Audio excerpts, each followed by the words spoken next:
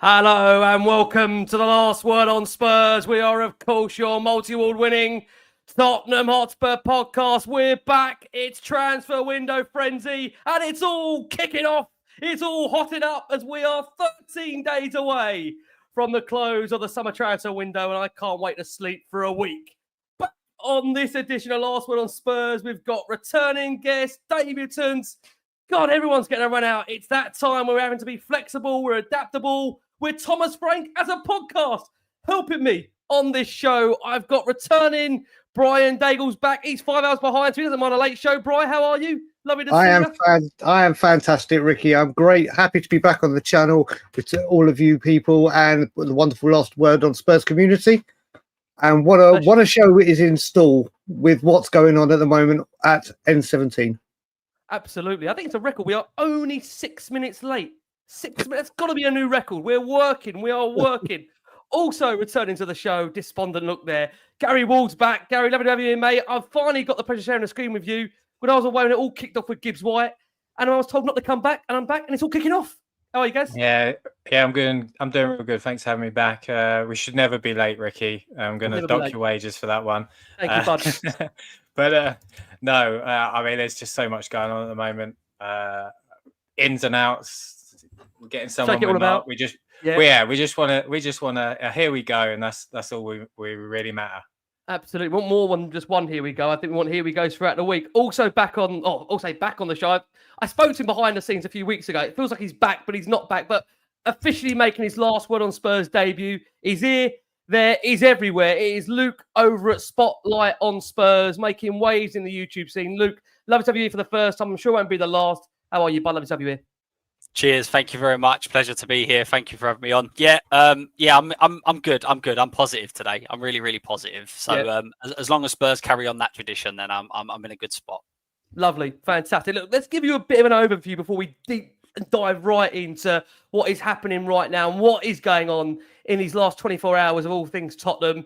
I know people are bored of hearing it, but we do understand Spurs are inching ever, ever closer to the signing of Eberechi Eze. Our understanding is that there are direct talks that have now been had between Daniel Levy and Steve Parish as we get closer and closer to a fee being agreed for, of course, Palace's, you've got to say, one of their best players in their modern history. And you'd imagine with that being the case, this will take some time, but there is still a lot of confidence that Eberechi Eze will be a Tottenham Hotspur player. We'll be bringing you the latest on all that and more, of course, with relation to Eberechi Eze. There is conflicting reports right now with regards to whether Savinho will end up being a Tottenham Hotspur player. Those closest to Pep Guardiola, the likes of 𝐼𝐸 suggesting they would like to shut the door on a move to Tottenham. However, from the players' camp, what we're understanding is the player wants to join Tottenham. We know his representatives are going to be coming over to the UK. They're flying into London later this week to try and instigate breakthrough talks for this move. So Savinho wants Tottenham. Tottenham wants Savinho. Man City do very much at the moment stay in our wait of making that happen. Now, it is a bit of a monumental day because if I told you 12 months ago that Cristian Romero was going to sign a new contract with Tottenham, you'd never believe it. But it is, and he has. And Cristian Romero has committed his long-term future to Tottenham by penning a new deal until 2029. He officially becomes Tottenham's highest earner at the football club. Obviously replacing Sonny in general for the wage he's on. He is, like I say, on a reported wage in around just over 200,000 per week. We'll be coming on to that and more. As Romero says, Tottenham is the best club in the world. Alongside him, he's not the only one that has signed a new contract. Djed Spence has also committed his long-term future to the football club. That, of course, was breaking on this show 24 hours ago by the wonderful Paul O'Keefe, who gave us that news. Plenty of comments from Djed that he already says Thomas Frank is improving him as a player. And as things stand at the moment, just a slight update for you. We understand that a move for Hincapié at the moment is in doubt. So that is where we are at the moment. I'm sure as we are recording this late, we may get even more news as we're on air in typical Last Word on Spurs fashion, where I become even more dramatic as the show does go on. And look, it feels in this moment it only feels right to start with really the captain of the football club signing a new contract, and that's Cristian Romero. If I can start with you, Luke, it is a monumental day because I think if we look back at the last 12 months with Romero and what he's gone through at the football club, I think many would have said it would have been unlikely he would have penned a new deal. But he says, I'm very happy here in the club. For me, this is the best club in the world. The last 2 weeks, first becoming captain, now signing the contract with this club. For me, it's a fantastic decision. My message to the fans is thank you for your amazing support every day, every match. And for me, it's very, very important for the team. Your reaction, Luke, to that news? We've tied down 𝐾𝐾𝐧𝐭 long term. Yeah, I think it's definitely a good thing for the club. You want to keep the best players around. Obviously, what he's won, you want to keep winners around. You want to keep leaders around, and he's definitely one of them. I always felt that if the captaincy went to him, then there needed to be some sort of commitment on his side. Obviously, looked like that was the case before the captaincy maybe was given to him. That was the decision made that he would end up captaining the side. But he's if he stays fit, then he's absolutely superb, and you need to keep your best players. So often I've seen people say that we need to kind of get rid of players that are not available, etc. But the facts are, is when he's fit, he's absolutely brilliant. In the big games, in all the top games that we've had him at centre back, I always feel the bigger the occasion, the bigger the man, the better he performs, sort of thing. So it's just key if we can keep him fit. That's a huge benefit for us. And it also, I think, if you're keeping and you're getting these players to sign contracts as well, and you're better players, then the new players that are coming in are going, yeah, these people are committed, they're here for the longer term, and it means that you're able to go and get better signings as well. Yeah, agree. I mean, Brian Cameron won Romero. We understand he's extremely happy with things have gone so far under Thomas Frank. There's a beaming picture of them both together as Romero does pen that new contract until 2029. As I said, it will make him the highest earner at the football club. We understand that new contract was drawn up as soon as the Argentine was named club captain. He reportedly decided to stay back in June. Contract now signed. He's a key part of the project for Thomas Frank. And despite all those links with Atletico Madrid, the deal was never, ever really close. He said, going onto the pitch with my son on Saturday, it was special for me. First time as captain. I love the football club. I love being here. It's special for me to go on the pitch with my son. And of course, he's a World Cup winner, a Copa America winner. What message does that send, Brian, to the Spurs squad, to the fans? This is a guy that has questioned the ambition of the hierarchy. And look, again, I think I don't have to tell you about questioning the hierarchy. You've done that enough, bless you, in your time. What do you make of the fact we've tied Romero down to a further, 4 years, and he's committed really the prime of his future with the club, Brian?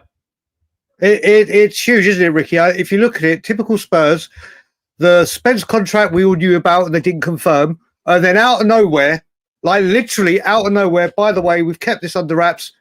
Here's Romero. After when Ange left, obviously he came out with his, ill-timed goodbye message to him. But we have been in this crossroads so many times where we're on the cusp of something, or in this case, won a trophy.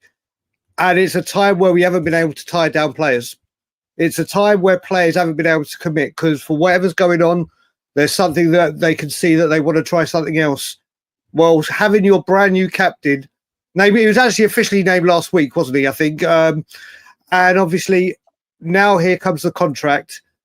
As Luke said, on his day, and if he keeps fit, he is an incredible defender. He is an elite, world-class defender on his day. He is a World Cup winner. He is now a Europa League winner. And the winning loves winning. And it is just the most refreshing news because we all thought this might drag on till deadline day, didn't we? Thinking there may be a bid if he hasn't committed. Like Luke said, you'd rather your captain has committed. He has. Whether he's been seen, shown the vision, heard the vision, he's believing the vision because he's put pen to paper, just like Sonny did with Nuno. It's just incredible news and an incredible day for this football club to tie this man down to a very long-term contract. Yeah, it's interesting because I know Spurs, I think with the Spence contract, they've not put in there the actual length of the contract. Spurs seem to be at the moment declaring some lengths. They seem to not be declaring some others. I mean, Gal, just get your take on that. We understand he's extremely happy with the way things have gone, as I've mentioned. And I think you have to say, look, I know we've all been critical of the club in our own way. I mean, I have been obviously recently, but fair play to them. The renewal of Romero's contract, probably comfortably the biggest club renewal they've had since, like Brian said there, they tied Heung-Min Son down, of course, to that new deal at the time when, of course, Nuno was here. 4-year contract, made the club's, highest paid player. And I mentioned that point again, with someone like Romero, I think a lot of us maybe doubted his loyalty to the club, maybe over his country. But we can't forget, I think we have tied down generally, Gary, one of the best defenders in the world on his day, because he is that damn good, as we saw in Bilbao, and as we saw again in, obviously, Udine only a couple of weeks ago, the way he led by example. How big a statement is that for the football club to tie Romero down long term? I think it's as big as a transfer. I think it's as big as a signing can get. Yeah. We're all sitting here now. Look, let's be completely frank about it. We all want to hear the "here we go for Eze." For me, that was as big as a "here we go for Eze." Having a World Cup winner come in and commit to the long-term future of your football club, that sends a huge message to not only the current players, future players that are potentially looking at Tottenham as a place to come to play, and a place to call home. And when you're looking around you and you've got a World Cup winner there going, "No, I'm going to be here for another 4 years," I think that's a huge statement of intent, not only from him as a person, as a player, but from the club itself. And I give the club enough pelters when they deserve it, but to be able to have done this took me by quite a surprise, if I'm honest. I wasn't expecting it when it came, if at all, if I'm completely honest. So to me, I think it's as big as a transfer. It's huge for us.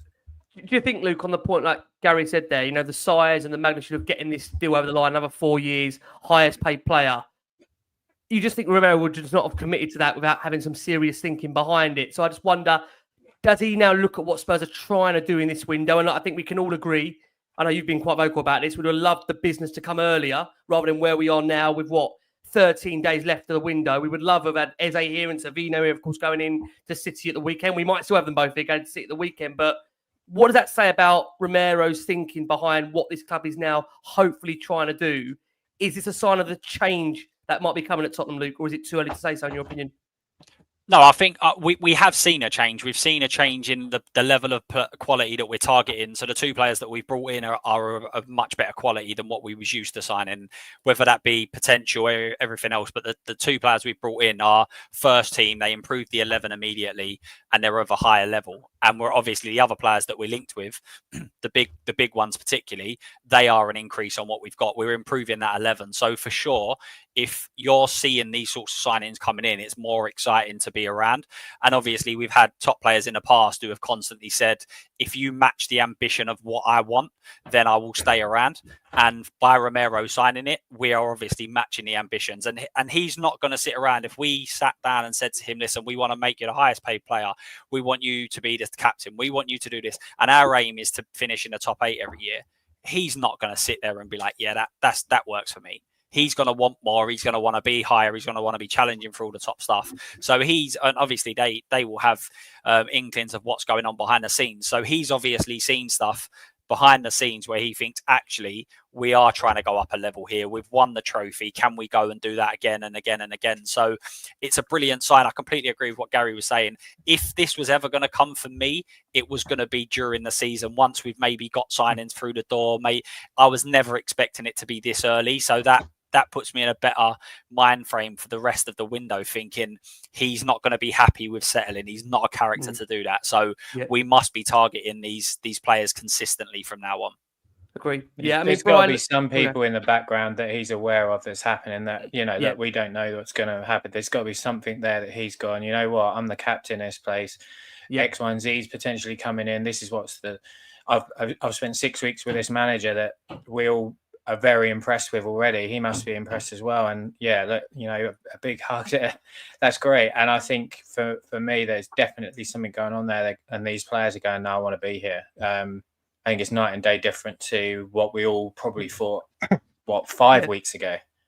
Well, it's fascinating, isn't it, when you think about what we heard at the time from some journalists out there would be there would have been a player revolt when Ange left the football club.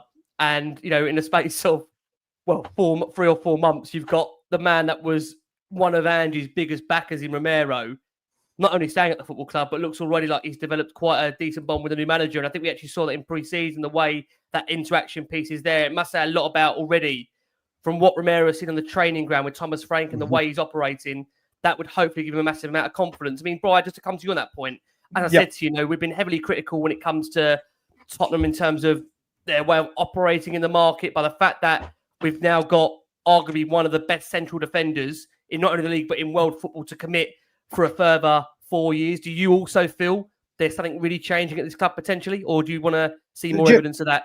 Of course, I'd like to see more evidence of it and it to be continuous. But I will say, and as you know, Ricky and Luke will know, I wanted Thomas Frank before Ange Postecoglou. When we did a show in March and we were talking about this, I was like, I want Thomas Frank. Thomas Frank himself even said the staff around Tottenham said Cuti Romero is training better than he ever has done under any manager. He has come in, and we all talk about Frank. I think we've got to look and say that a lot of this as well to the incredible coaching team he's allowed to being able to bring in.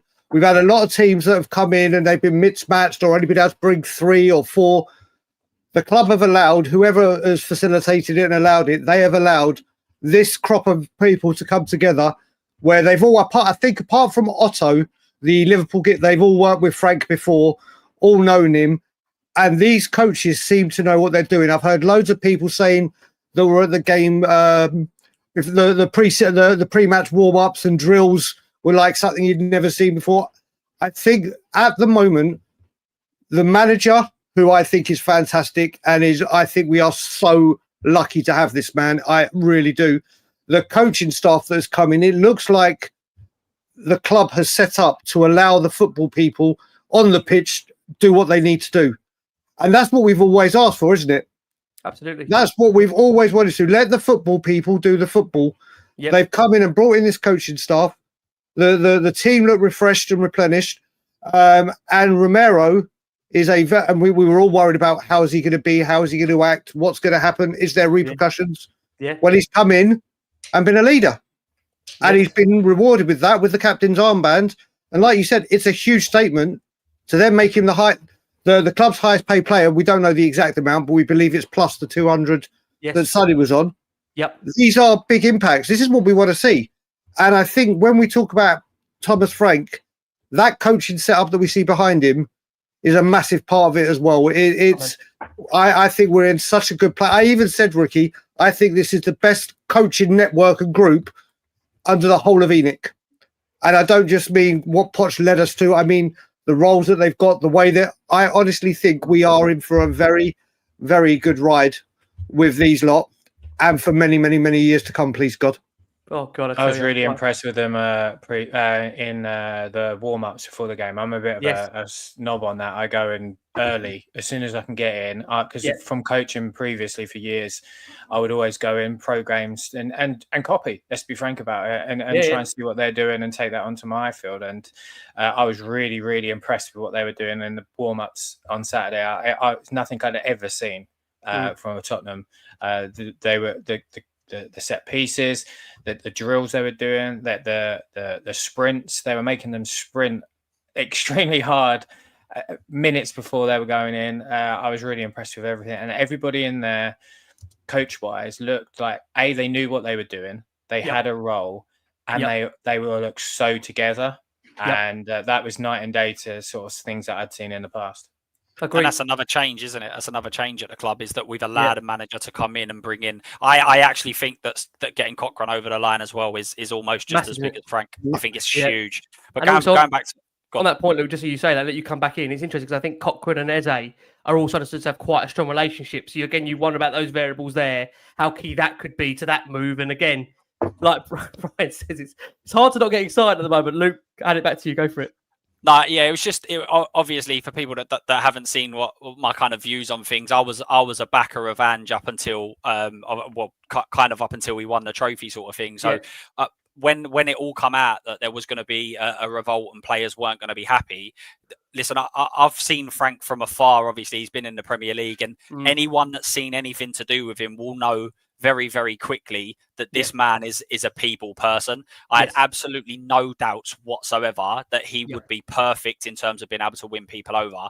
My expectation was almost, though, that was it the perfect time for Romero to not use it as a reason to leave, but other people coming in, other clubs coming in for him, and it just made sense. It was almost like we'll start almost a new project sort of thing. So, but also I think we're getting confused. Just because someone, and Romero obviously adored Ange, that doesn't mean he can't then adore another manager. It's almost like we think that you can only like you can't like what Ange brought, and also like what Frank brought. You either back Ange or you back Frank. There's no, and obviously with him, I always felt that from a personal point of view, he was going to be able to win the players over very, very quickly, because everything I've seen of him has always been superb in terms of the personality, the character. That it has always been brilliant.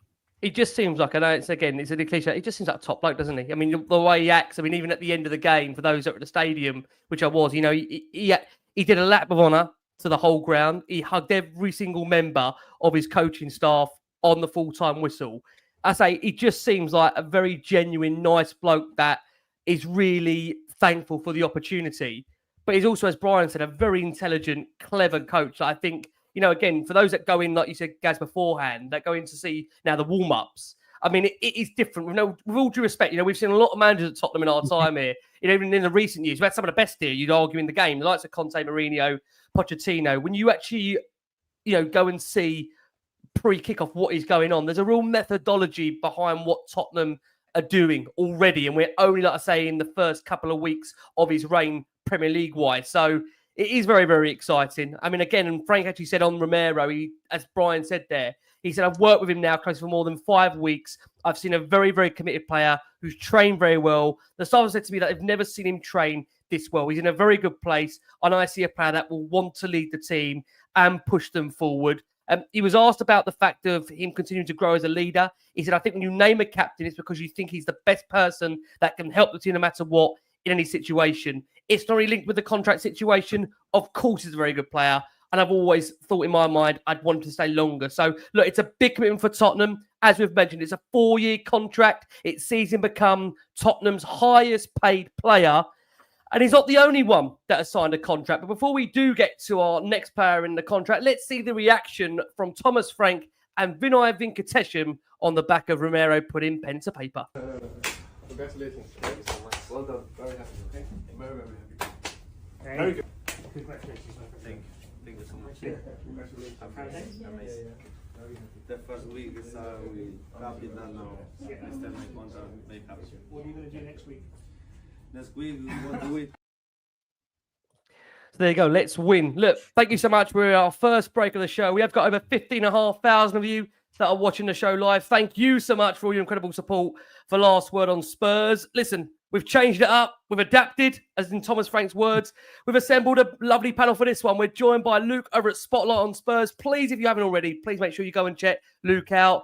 I say he's fairly new on the YouTube scene, but I feel like we've seen Luke around for a while now. But if you haven't already, great takes on Tottenham. Please make sure you go and check him out. Give him a like and subscribe. We're going to see him, I'm sure, throughout the season on here. Also, Brian, of course, Tottenham on tour. Veteran these days, Brian, aren't you? How long have you been around this scene for? Since 1945. Since COVID, all that time ago. Yeah, it's been a while. It's been a while now. Yeah, we love you very much, mate. Make sure you go give Brian a like and subscribe. We've loaned him from the night from Ben and Sim. Honestly, tough transfer fee that was to negotiate. I tell you, that was a Gibbs White one, I tell you. And we're also joined by the wonderful Gary Ward on this edition of Last Word on Spurs. Guys, if you can, please hit that like button, hit that subscribe button. Like I say, if you can keep on helping us grow the show, that would be greatly appreciated. We are going to be coming on to where Spurs are in relation to, of course, their pursuit of Eberechi Eze. That move, we understand, is getting closer and closer. As we brought to you earlier in this show, we understand there are conflicting reports right now in relation to Spurs' move to Savinho. So we'll bring you that and more as to what we understand to be the latest on that move. But let's turn our attention to another player that put pen to paper, who, again, look, let's be honest about it.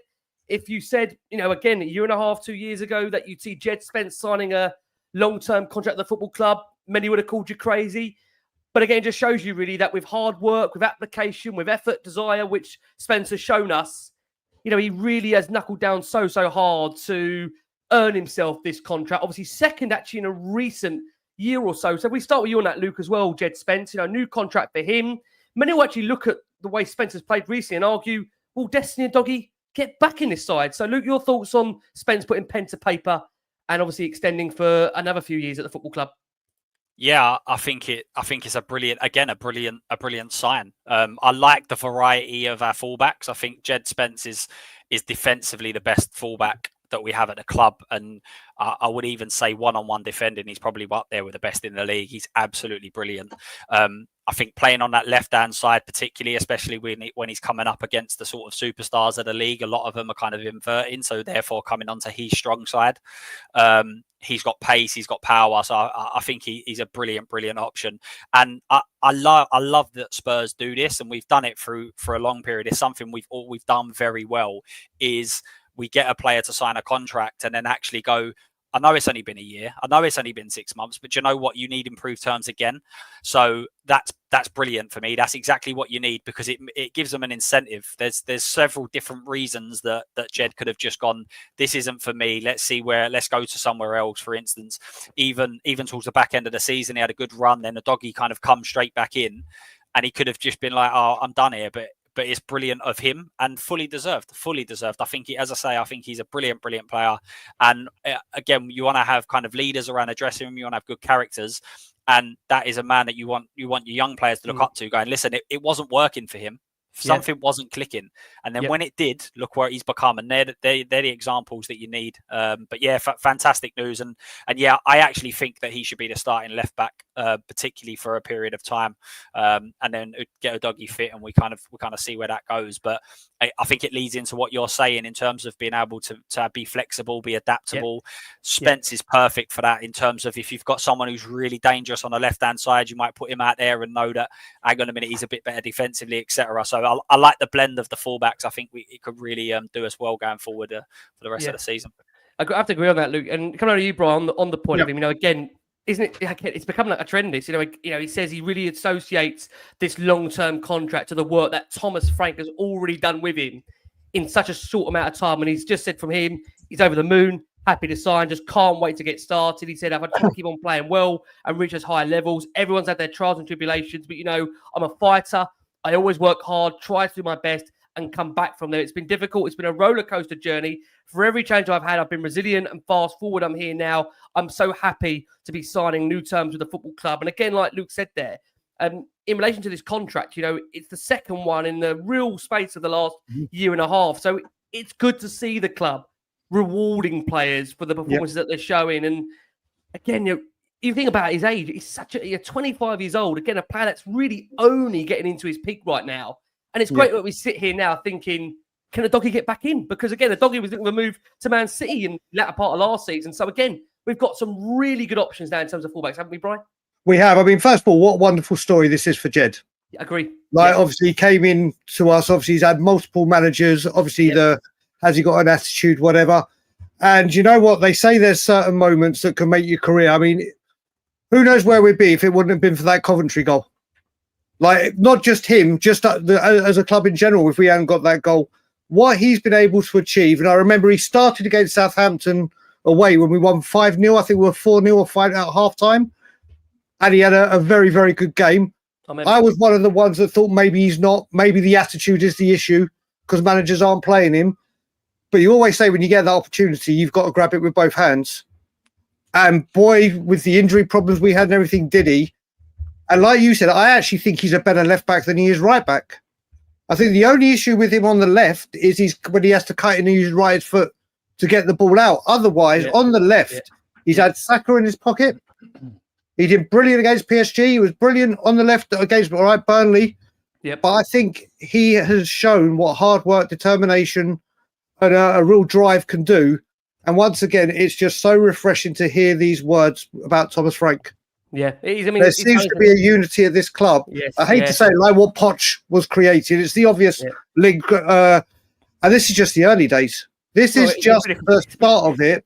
It's only been 3 months. Mate, honestly, I had been praying for this to happen. And now, honestly, people have been saying to me I've had a bang to the head because I've been so positive recently because of Frank. It's just a great sign for him and he deserves it. But then I do think, like you said, maybe another fullback needs to come in because we can't just keep putting him left back, right back, left, especially in 4 competitions. But if anyone has deserved the contract, and one final thing, the one thing I've always said that Spurs do well with these contracts, people like Destiny and Lucas and Spence, they come in on a lower wage And rather than just gazumping them up to a massive payday, they like they did with Dele Alli, really, didn't they? They gave him about 4 contracts and raised him a bit every single time. So they were like from here to there. And they're doing it with Djed. And it just goes to show you play well, you turn up at training and doing all the right things, you'll get rewarded. And fair play to Djed Spence. Yeah, no, he has been absolutely magnificent. Full credit to Djed. He has been really, really good. And, again, I think last season he ended up playing 35 matches, Gal. Obviously, the key thing being is that we've got a player that is able to play on the right or the left-hand side. Cut the goals for him, 3 assists as well. I suppose the question for Spence now is, can he even go further? Because he's been that good so far, Gary. I mean, how good can Djed Spence be? I mean, because I think at the moment, whilst he has been great, it feels like there's still more to come. Would you agree? We're only just seeing the best of Djed Spence, Gary? Yeah, I think where he's playing on the left as well, because he's having so much success, the confidence grows, and he's already quite a confident guy anyway, and he sort of said that in some interviews. But coming on to what Brian was saying, that probably one of the reasons he's doing so well is because he's right-footed on the left, and that sounds a bit strange, but he's coming up against left-footed players who will want to go inside, as we saw so much last year with maybe 𝐿𝐸chi, for instance, and you see with Saka. Now, people that do that, a left-footed fullback is a right-footed fullback. Sorry, is going to defend that better. It's just natural for them to do it. So it's probably one of the reasons why he's having success over there that we don't necessarily expect it. The biggest takeaway for me is just his overall attitude. He's come in and just nothing seems too much for him. He's willing to just keep knuckling down, keep trying, keep going. And in Paris as well, against Paris on Wednesday, he was demanding the ball on the left wing, demanded it. And that just shows. And I think that he will continue to get better. And if he's in alongside World Cup winners, fantastic centre-back pairing, regularly there, and with a coach that's not going to tell him to go and be a centre midfielder and keep tucking in, where he's not comfortable, because players with their back to the opposition goal, 20 yards from their goal, that's not where they want to be. A fullback does not want to be looking at that.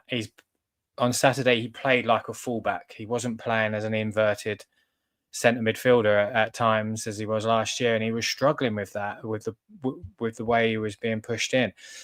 So I think once he gets more minutes under his belt, more time with the coaching team, I think only sky's the limit. I think if he can keep his feet on the ground, doesn't do anything silly, he seems a very, very determined young man. So there's a ceiling for him, but I don't think we can see it at the moment. Yeah, no, I agree. I think at the moment, the fact of the matter is the player, there is just so much more to come. And he was asked personally, actually, in relation to that development and growth, and obviously what he does see his future being at the football club. And Djed said on that, personally, I think it was a great season for me last season. You could see in my breakthrough season that I was really happy in the way I was playing. And I do think I can get to even more heights. It's a good feeling. Hopefully, I continue again this season. We can win something. Frank said on the new contract for Djed, it's been very, very good for him. I can see what he's about. I can see in terms of the player what he wants to be, and we want to support him and give him the best possible opportunity to succeed here. And Djed wanted to say that without the fans, it would have been very hard to get to where we wanted to get to last season. So we have to do and remain together. We still have big beliefs for this season. My target for this season is to definitely win another trophy and play as many games as I can. I just want to win. So Djed Spence has, like we said, signed a new contract with Tottenham. It's a long-term deal. No mention at all in terms of the length of that contract. But like I said, you'd imagine, given the fact it's only recent to his last one, there's been a bumper pay rise in there. And again, for Djed, it's well warranted given what he has, like I say, shown us in this last 12 to 18 months. Another player that we understand at the moment is going to be signing, or we're led to believe he's going to be signing a contract in the imminent future, is Rodrigo Bentancur. We're hearing that he is a key part of Thomas Frank's plans, and Tottenham have absolutely no intention whatsoever to sell Rodrigo Bentancur this summer. That would, I presume, Luke, obviously even give further credence, further fuel to the understanding that Yves Bissouma is going to be the one out of the two there that is going to move on. Would you say it's the right decision, given the base of those two, and which one we are going to keep and sell? Because you can't imagine we're going to keep both, given now the size of what our midfield options will be, especially hopefully when Eze walks us through the door here very soon, Luke.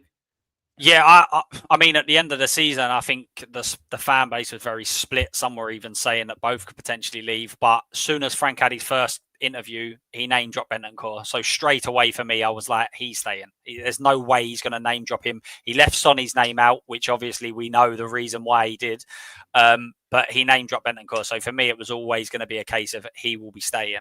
And with Bissouma, I think it's just one of them where it just hasn't worked under numerous managers, and a little bit similar to Spence. I've seen a few people in the comments mentioning the fact that Spurs kind of mismanaged him a little bit, but Spence went on loan to clubs, didn't play. Genoa had a buy option of 7 million and didn't take it. Like, this is a player that this is on him. He's the one that something's clicked and he's just gone, I'm going to work harder. I'm going to do this. I'm going to do that, because this wasn't the player of last year. And the opposite really for Bissouma. When we signed him, I thought, this is one of the top midfielders in the Premier League. He has got everything. And we just don't see it consistently enough. We just do not see it consistently enough. And it could be one of them where he goes out the door and he becomes a top player, but he just hasn't done it regularly enough. And I think Spurs we need consistency. We need availability, because we go through this team. We've either got players that don't perform week in, week out, or they're not available week in, week out. And we have to have more. We have to be able to. So, I think Biss going out the door is one that's needed. And also, I feel like we have so many young players in this squad. We need to get really good pros that they can learn from. Agreed. And some of the attitude and some of the things that Bissouma's been doing, turning up late, and other controversial stuff. We need to get players in where an Archie Gray, a Bergvall can go, this is the guy that I need to learn from. If I start learning some of his things, the way he does things, then I think it will be a benefit for them going on for the rest of their career. So, I think that's the way that it goes. Yeah, it's on that point, Brian. We are expecting Bentancur to sign that new contract imminently with the football club, and therefore that would mean Tottenham are actively, as we know right now, trying to find a move for Bissouma. What we are interestingly led to believe is that Paul O'Keefe shared that with us last 24 hours or so, that in a year's time, Bissouma will have earned his UK citizenship. So for him, he would ideally like to stay in the Premier League, which is quite interesting. And I think we last heard that there was a little bit of interest from Everton as things stands. We heard West Ham came in for Bissouma at the start of the window. That hasn't really materialised. I mean, can you see a Premier League club coming in for Bissouma between now and the end, or do you think it's more likely maybe a European move for Bissouma for you, Brian? First of all, I think he will get another Premier League move. I think he will. I mean, we've just been talking as well with Bentancur about coming in and adapting to Frank's way of thinking and everyone doing everything professionally. Well, unfortunately, Bissouma just doesn't do that, does he? He's done it time and time again, and a precedent has been set. I think you know what? I think with West Ham, the mess they're in, I think the link with Potter, or obviously having him in Brighton, may trigger something. I think he will get a Premiership move, but like we said, it's the last year of his contract. So will it be a sale as in financial? Will it be a loan and then obviously with a loan fee and then he's free? But the most important thing is we find a way to get him out of the club, because he needs to rejuvenate his career. He is a wonderful player on his day. He is an incredible. I remember going to a first few of the away games under Ange Postecoglou. This man was literally destroying midfields and he was untouchable, especially in the Man U game at home, which I watched on TV. He was everywhere. He is such a special player on his day. He really is. But for some reason, very hot, very cold, and we just haven't been able to get the best out of him. No. And there is no room for him by the looks of it, especially with Bentancur signing in Frank's team.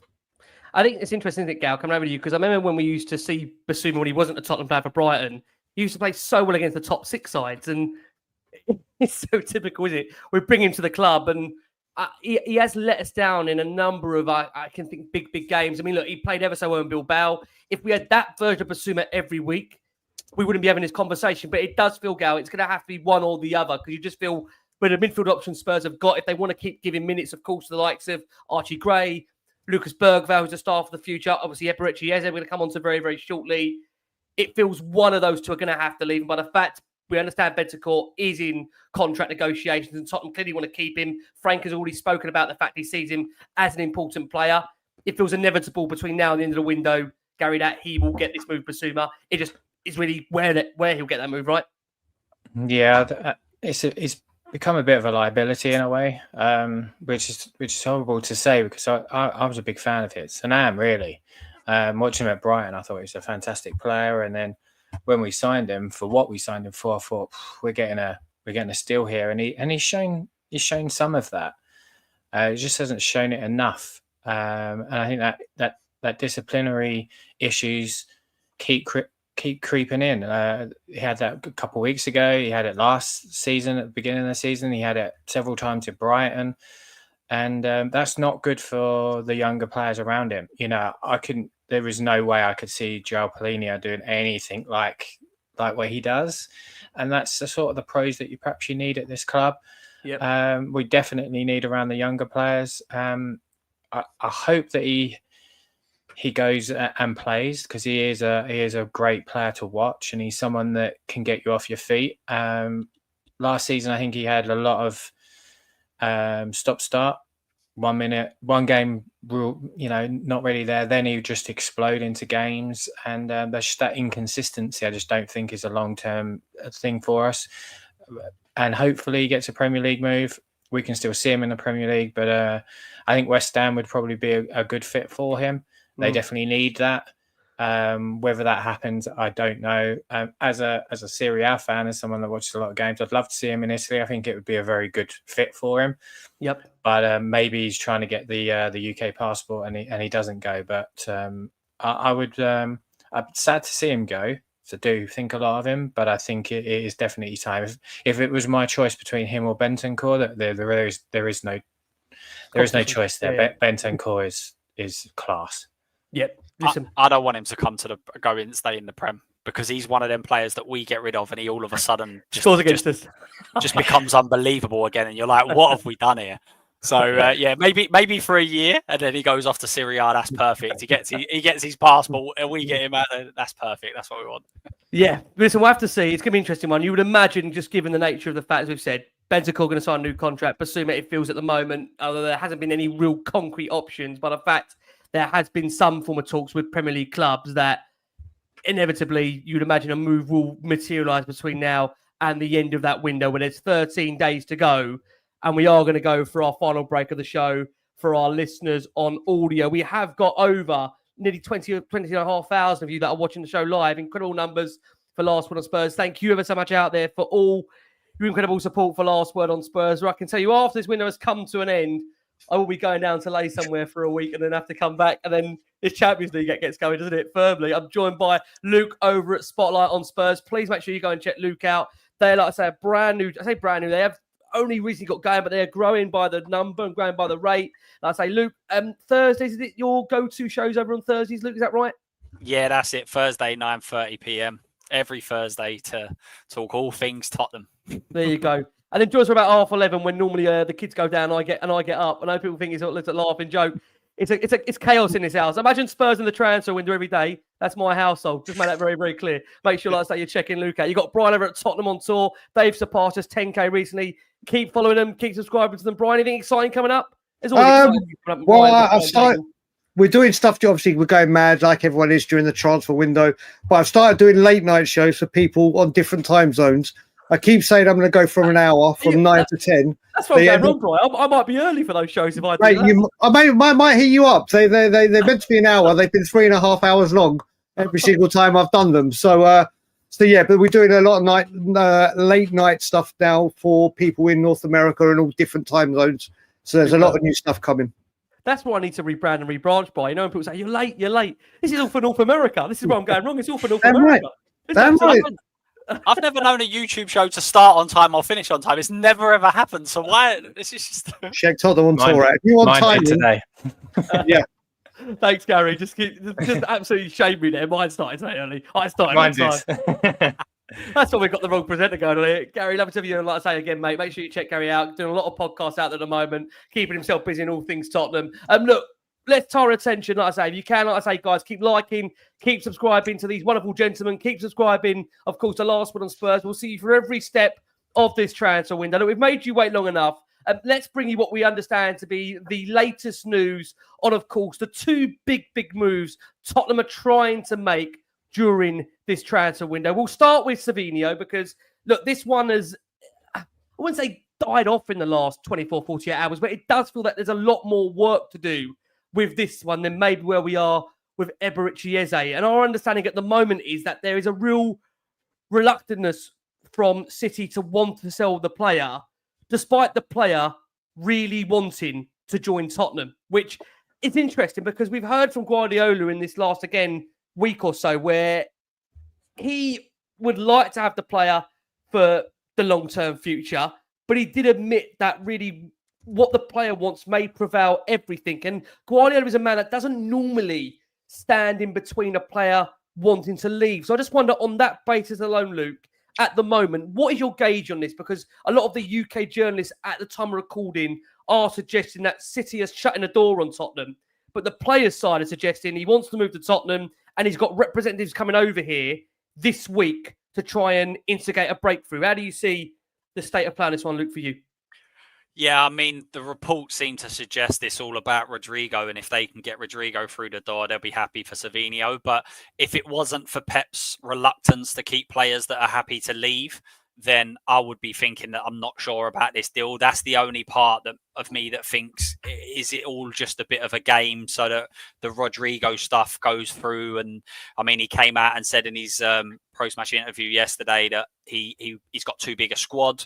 Now, that could be aimed at players like Calvin Phillips. It could be aimed at Savinho's. We don't really know. But, I mean, if we can get him through the door, again, we're targeting a higher level than we've potentially ever really targeted, to be honest with you. So I think it will be a great signing. This is the one that I've been saying for a few days I'm not sure on. I just have a feeling that for some reason it doesn't go through. The Eze one feels almost an error, it's going to happen sort of thing. But with this one, I'm just not sure about it. I would love him. As soon as he came in, I was like, this is what a player this is. Straight as soon as you see him, he's a player, you kind of go, yes, this is a player that is a level above what we've got. Of course he is. Yeah. But yeah, top player. It's interesting to see. We obviously know if it gets through the line, then it's going to be the biggest fee we've ever paid. We know that. So yeah. It will be a club record fee at this one. This feels like on that point. I think that's the key we have to make here, Luke. On that point, coming to you, Brian, that's really key. What Luke says there, that if Tottenham do pull this off with Savinho, it would be a club record signing. Given what we're led to believe that City are looking for a fee which is understood to be in the region. I have to use that term, in the region of around between 70 to 80 million. So look, whilst we would say that, signing Romero down to a new contract is a statement of intent, signing Eze is a statement of intent. If you're signing Savinho at that kind of money, bearing in mind what we're trying to do this window, again, that's another big statement of intent for a player that really has only had one season in the Premier League, hasn't been great. Look, we knew really he shone at Girona, which is why City took him on. He played in 3 of the last 4 of the Club World Cup games for City. I mean, Guardiola, to remind us if he was injured, which is quite interesting. There's a lot of smoke and mirrors here, doesn't it? I mean, I just wonder at the moment, given where we are at this stage in the window, 13 days to go, 12 for listeners on audio when this goes out. Your gut feeling with regards to this one, Brian, will it get done? Can it get done? Conveniently injured for the 2 weeks the window is left open, so he doesn't pick up anything. Obviously, we play them next. Yeah. You don't fly your agent in from Brazil for no reason whatsoever. There's obviously something going on there. And I will say, like you said, Ricky, and fair play to everyone at Tottenham, because when you look at this transfer window, we look at it and normally say there's one first teamer, i.e. Solanke, and then the rest project youth and potential. Well, Mohamed Kudus, Paulinho, looks like Eze, could be Savinho. Who knows if we're done? You can obviously add Tel and Danso into it. Yeah, we have all wanted and said that what this football club need is first team experience and quality to come in. That's been done. Now, Eze obviously we'll get on to. Savinho, for Tottenham Hotspur, and especially Daniel Levy, to be talking £70 million for a 21-year-old that's had one season, like you mentioned, in the Premier League.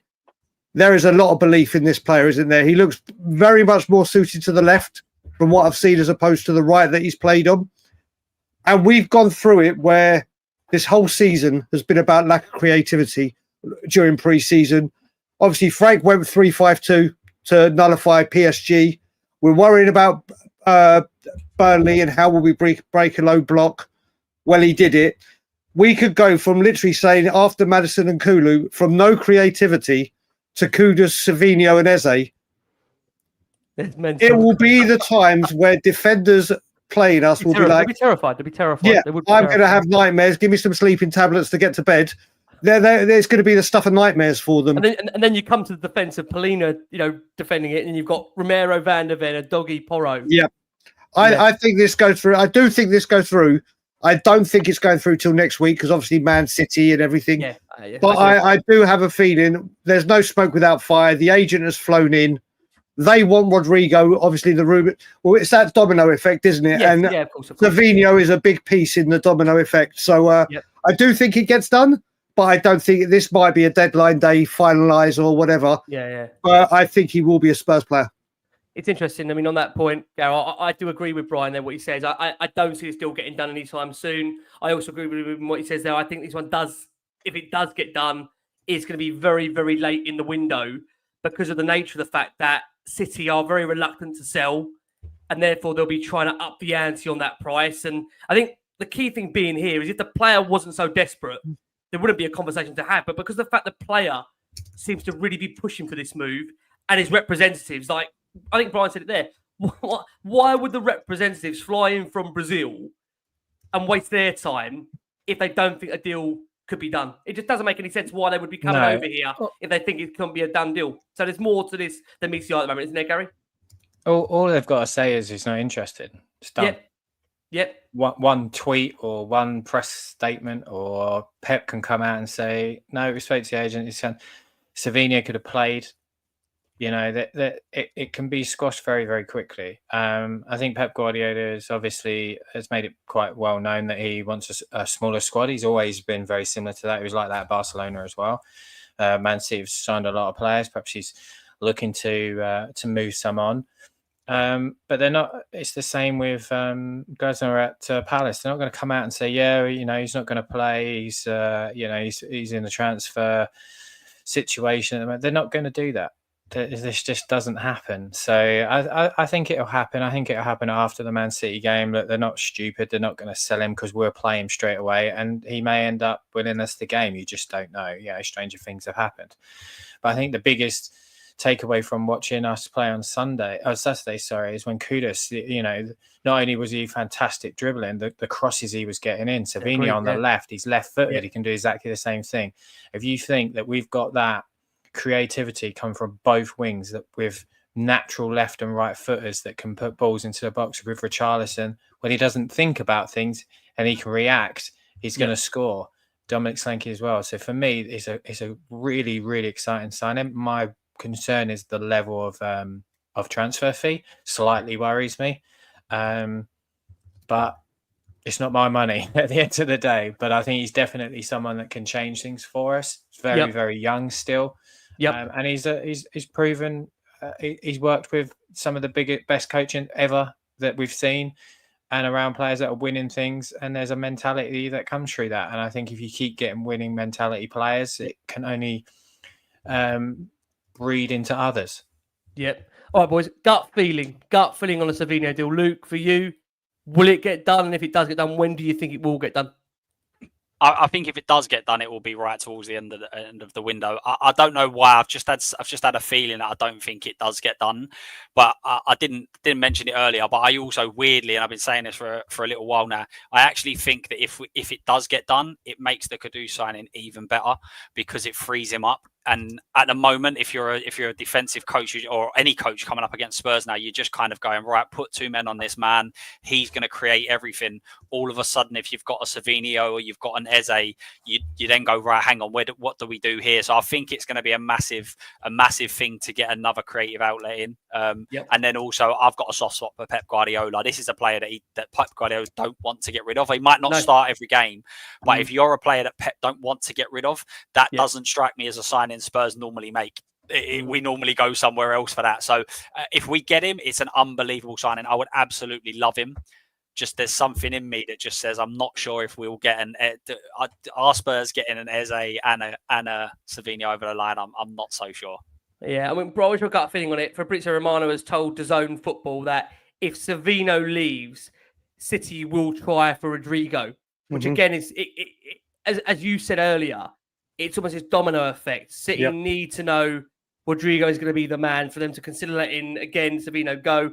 It comes back to, again, the case of when that will be, how that will be, at what point in the window will that be? Would Spurs move on to other options? I mean, the fact is, if Guardiola wants to close the door on this deal, we can close the door all he wants, but if the player wants to move, then that can't be easy to have a player there that wants to move and maybe will agitate a move. We don't know, but World Cup year, well, one first-team football, you'd imagine, no disrespect to Tottenham's options, if they bring him through the door, this must be an assurance that you will be playing football week in, week out. You are going to have that wing to yourself. I mean, him and Eze, and God, shall I say, Kudus as well. I mean, that has got the potential to absolutely terrify defences. Gut feeling for you, Bri. You said if it happens late.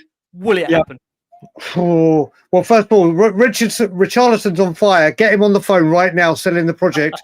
Get him selling the project.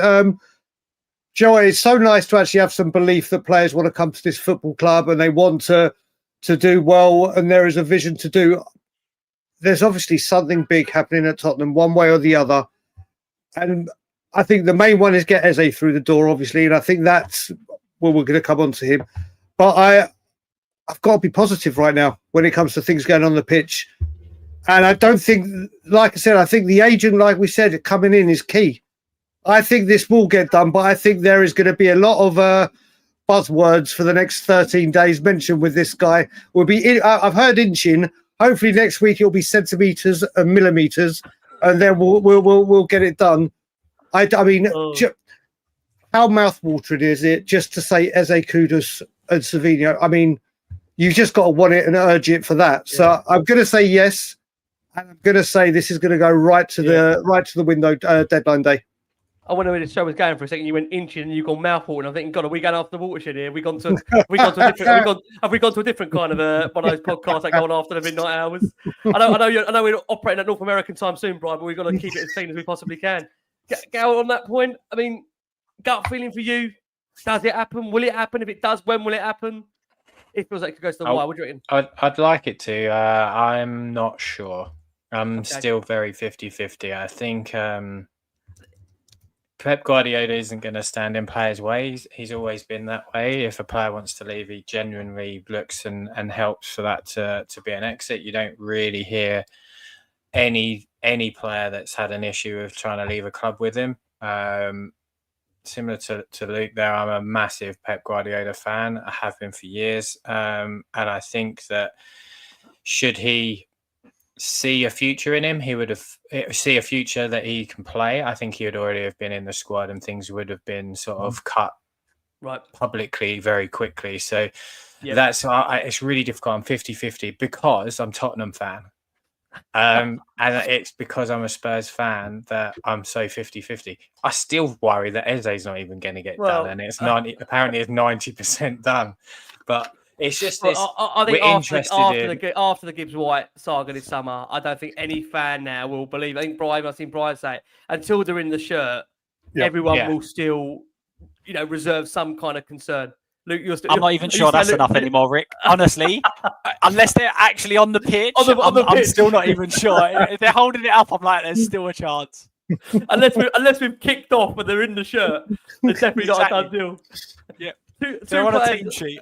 Yeah, on a team sheet. Listen, we will see all that. Two players that we do expect to be exiting during this transfer window. I mean, it won't be any surprise to those out there, given their lack of any real appearance so far. One of them hasn't got a squad number even at the moment.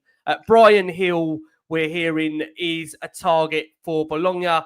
And also Manos Solomon is also on that radar. We know there is also still reported interest from Leeds United in Manos Solomon, but they are both, quite interestingly, on potential forward shortlists for Bologna. So keep an eye on those. Bryan Gil, Manos Solomon, both potential targets for, like I say, the Italian club this window as we draw to that deadline. Less than 12 days to go. Look, we are going to go. I joked and said it was our final break. This is our final break of the show for our listeners on audio. A reminder, we've got here the wonderful Luke over at Spotlight on Spurs. Please check him out. Please keep liking, subscribing. Like I say, his shows are dropping on a Thursday. You've got Brian over at Tottenham on Tour.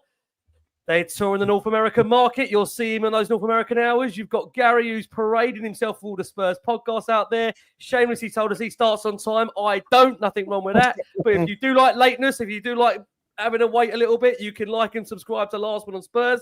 We'll be keeping you inundated throughout, of course, this transfer window. Look, let's discuss what we know is Tottenham's main target of this summer transfer window. One that I know people are either sick of hearing about it until it's done, but it does feel, in Brian's own words, it is inching. It is getting closer and closer and closer to a conclusion.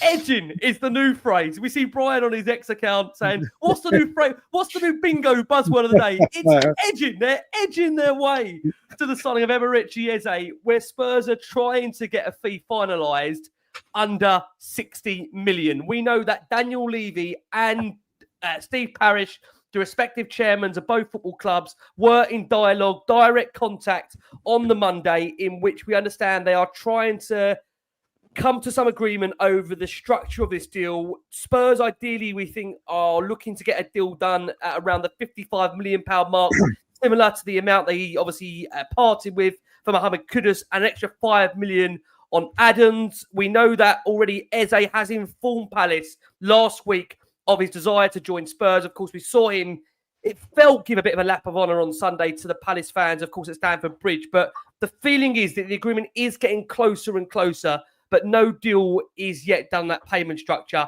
And quite crucially, we understand that Palace will only sell Eze once a replacement is signed. And he will, from Palace's view, I don't know how this will go down with the player, they ideally want to keep on playing until this is sorted. Now, we know Palace in the earlier part of the Monday put a £30 million bid in for Christos Tollies, who Brugge value at around the £40 million mark. Now, quite interestingly, they were told he would be 100% non-transferable.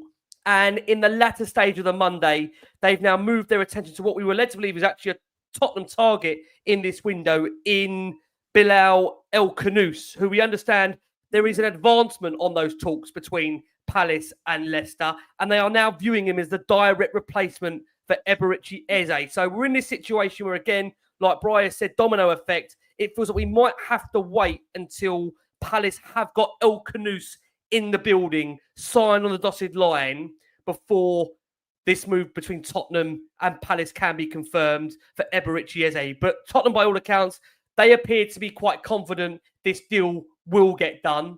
But like we've all said here, we've been burnt before when thinking deals will get done.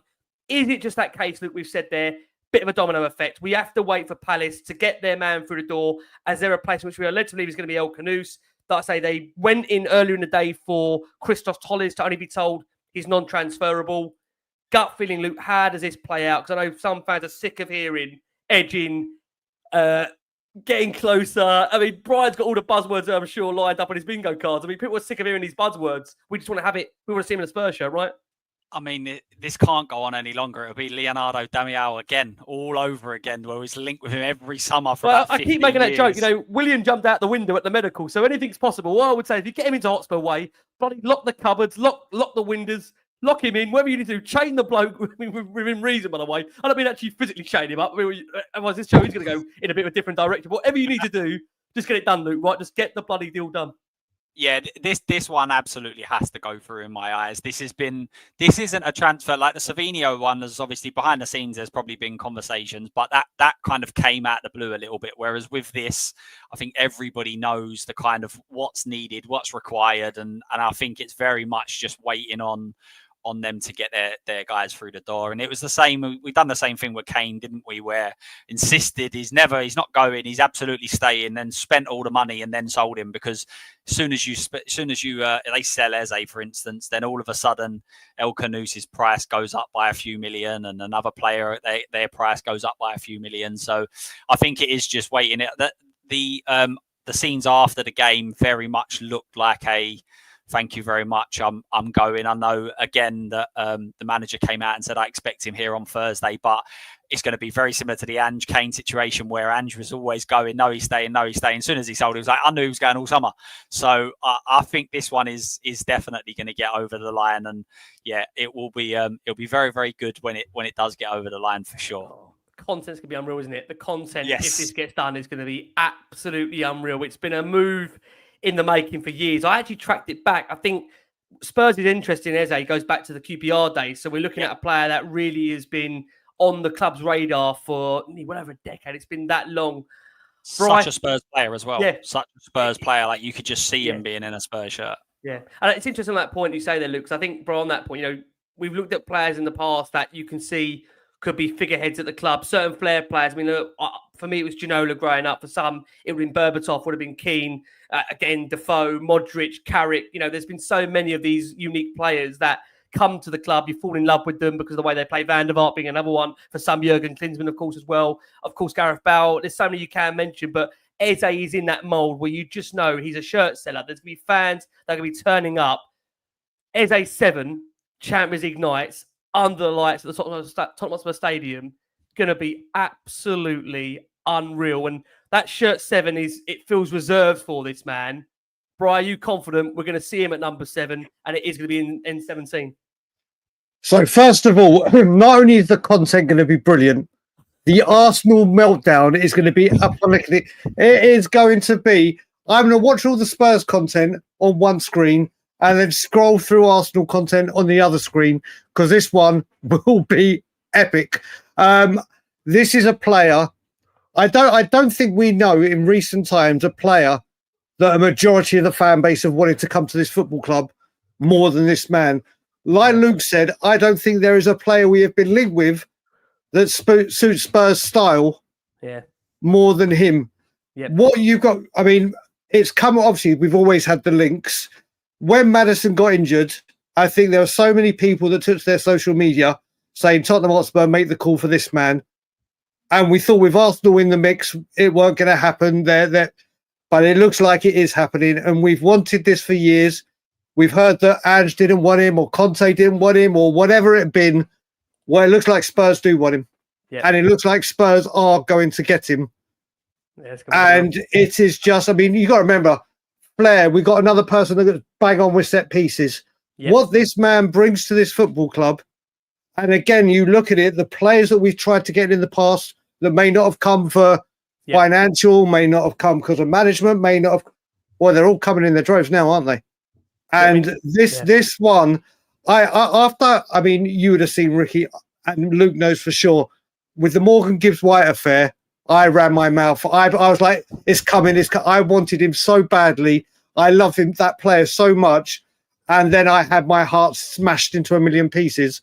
So on that, if someone said to you before the Gibbs-White approach, we're going to offer you Gibbs-White or Eze, who would have been your first choice? So if I had to be sure, I love Gibbs-White that much. If we'd said it right before the window opened, like end of season, Gibbs-White would have been my choice. Right now, as we get here and we see what the injuries are with Maddison and left winger, because we didn't know Sonny was going.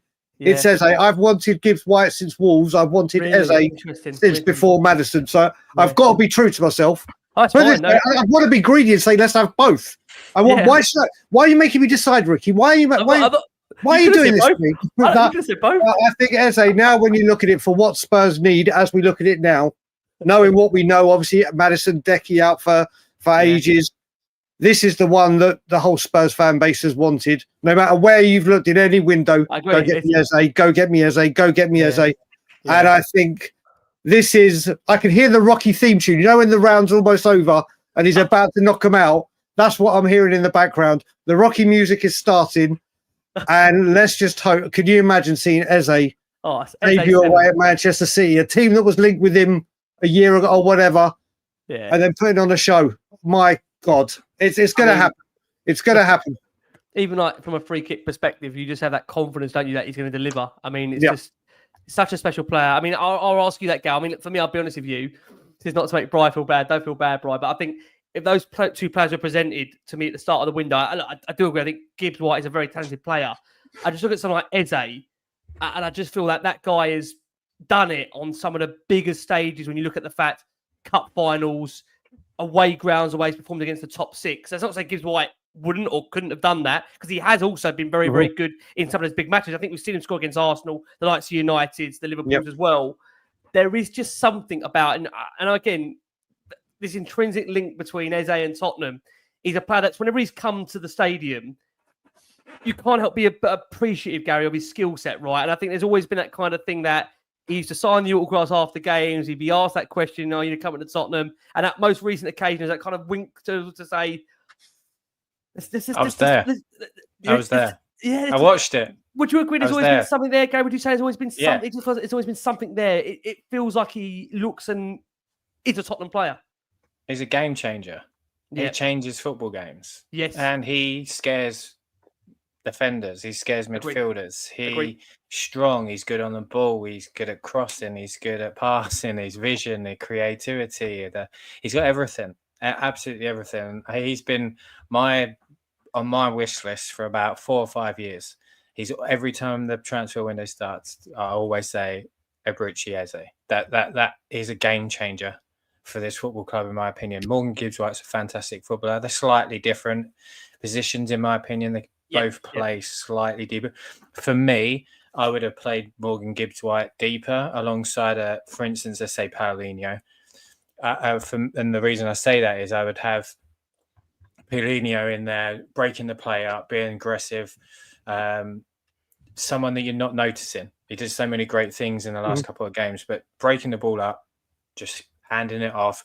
And that is when Morgan Gibbs White can stray the passes left, right, get the ball moving. Whereas you get into, and then they want into in an advanced position with someone like Eze behind the middle that can just frighten teams. And he's a game changer. And I was at the game against Palace last season. He absolutely tore us to pieces. He was the craziest thing I've never seen in my life. Again, I got there extremely early, as I always do, and I watched him come out of the tunnel. He was high-fiving all the Spurs fans. I've never seen that on an away player do. He was signing autographs. One kid said to him, "Come to Tottenham," and he said, and he nodded his head. And then another kid asked, and he winked at him. And I thought to myself, "Well, I've never seen this ever." And since then, I always thought, this guy, he seems to like us. I don't know what it is.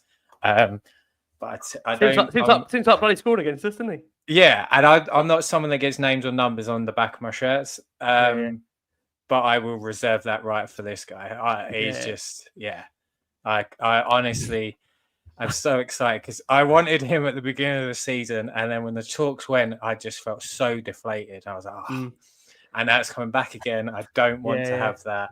How Brian felt when Morgan Gibbs White did. I don't want that a second time in the summer.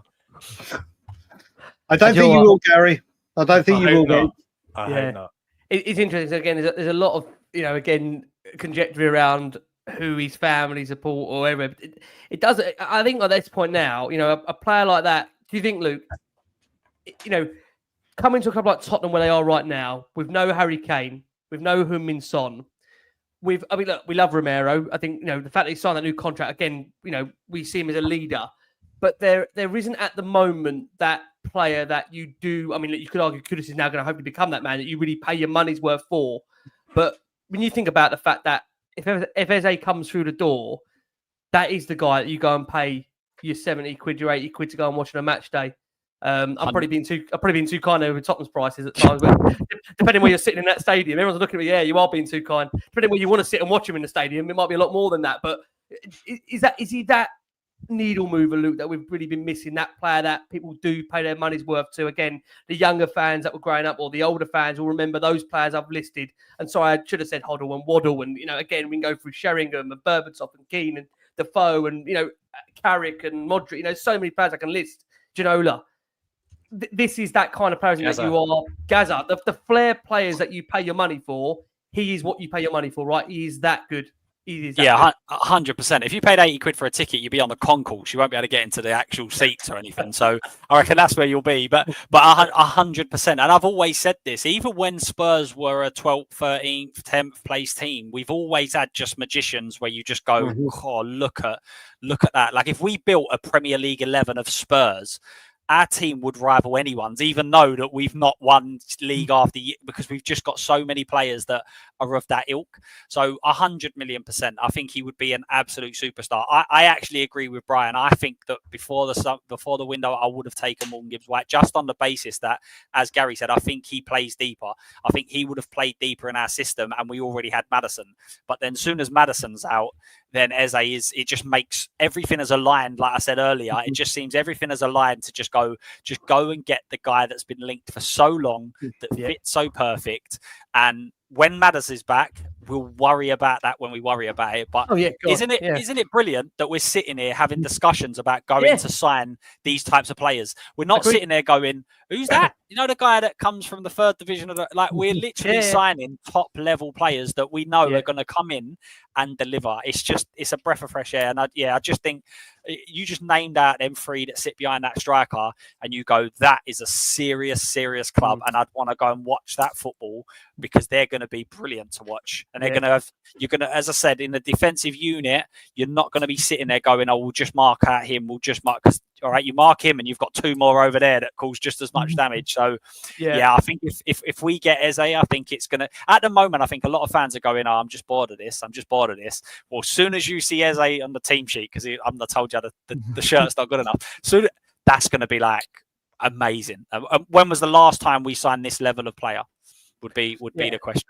I know we've had players that developed into that. Yeah, I mean, I said it goes back to Klinsmann. I mean, you could argue again Bale was not the Bale, obviously, when we signed him, and Van der Vaart again was a player that was, I say aging, but again, we signed him at a decent level. Eze is literally at the peak of his powers. He's at the peak of his powers, and you feel you're getting him at an age where really there is still so much more growth and so much more development to come. And he's already at that level that you just know he can come into the team straight away and make a difference. So, and that fee as well. Let's just the fee, when you compare it to what, I'm not going to name the players that but there's some of the fees that are being played for some of these players. Yeah, Eze's on another level for me. I say I'm not going to go, because otherwise they'll have fire season. So.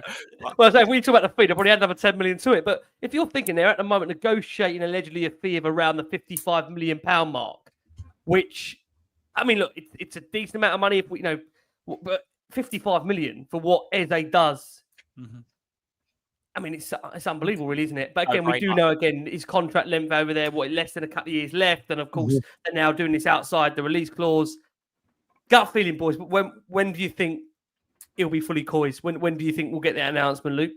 Tomorrow. When Gary's saying tomorrow. That'll be today for listeners on audio. I think it'll be after City. I think Crystal Palace will finalise everything. And then City, do you still believe for Palace they're going to want to get that replacement through the door first? Is that your genuine belief? Yeah. I think it'll all be accepted between everyone that it's going to be done, but I think it will be after the City game. I think then it will go ahead. And you know what? We could be doing something. I actually like quite a lot of the announcements that we've been doing recently, and it could be the fact that we might try and intertwine two of them, or have a massive day, because we also had that with the Morgan Gibbs-White and the Kudus. It obviously went one bang, the other done. So I just think that it will probably wait till after City.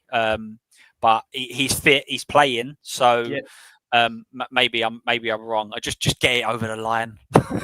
I was convinced he was coming out on Saturday with the shirt. I was just like, he's going to walk out that tunnel in a minute.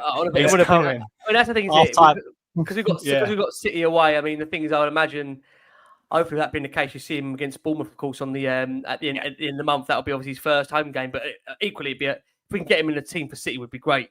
But again, it's when you look at it now, we're already heading into kind of nearly towards the middle of the week already. Tuesday, you feel that you've not even heard the fact that he's had the medical, he's been at Hotspur or anything. Yeah, you kind of get these little signs. It feels there is work to do. Palace, again, just to remind you, Palace do have what for them will be still crucial in their season, Europa Conference League qualifier on Thursday. I mean, I suppose they would love Eze to play or feature in part of that. But again, you just wonder again, because of the opposition, would he even start? I don't know, but it feels the closer we're getting right now. Now we've got confirmation that on that point, Brian, Parish and Levy are in dialogue. Yeah, now, it feels like it's hopefully reaching a positive conclusion. I think we get the here we go or whatever before that European game, whether it be on Thursday or Wednesday. I think we get it. I don't think Spurs will want to risk him. We can't do another week of this, can we? Mate, no, it's not another week. Can you imagine if he plays in that game and he picks up an injury? Can you imagine if he plays in that game and does his hamstring or something? It's like, oh, I think Spurs will want it wrapped up. Yeah. I think we will see. I'm falling into it. I said, don't fall into the Morgan Gibbs White trap. I'm falling right into it on this stream. He will be in the squad for the Man City game. I mean, look, what have I done? We were doing our post-match reaction show for the City game, and obviously that news was coming through that the negotiations are difficult. Completely and utterly disrupted the whole bloody show because you're then sitting there thinking, well, in a second, we won a game, but then if this doesn't happen now, it has to happen. It has to happen. I'm doing a Lee McQueen of manifestation of positivity. It's got to happen because I tell you, if this does not happen. Gary said it's going to happen. Gary reckons it's going to happen today for our listeners on audio. Gary's nodding. He's fairly confident it's going to happen today.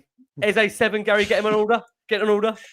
It's ready. I've already ordered it. Just press play. I've just pressed. I've got the black away shirt. Not the DH Gate version. The other version. Oh, sorry. Yeah. I'll get the real one as well.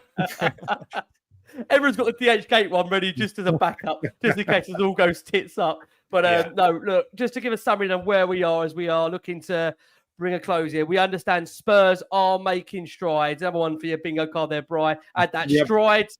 Big strides. They're edging close to the signing of Eberechi Eze. Direct talks between Daniel Levy and Steve Parish, who have been working to get a fee agreed in the region of 55 million plus 5 million in add-ons. There is genuine confidence that an agreement is getting closer between the two clubs.